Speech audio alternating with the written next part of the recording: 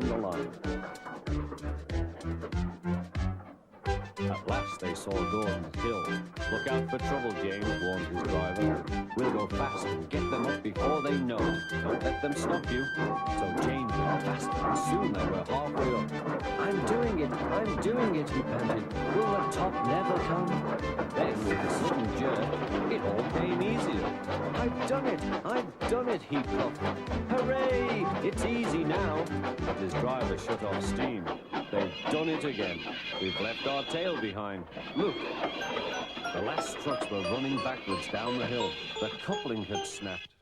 But the guard stopped the trucks and got out to warn approaching engines. That's why it was easy, said James, as he backed the other trucks carefully down. What silly things trucks are. There might have been an accident.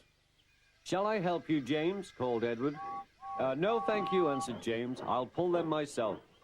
Good. Don't let them beat you. You're doing well, whistled Edward, as James slowly struggled up the hill. I can do it, he puffed. He pulled and puffed as hard as he could. I've done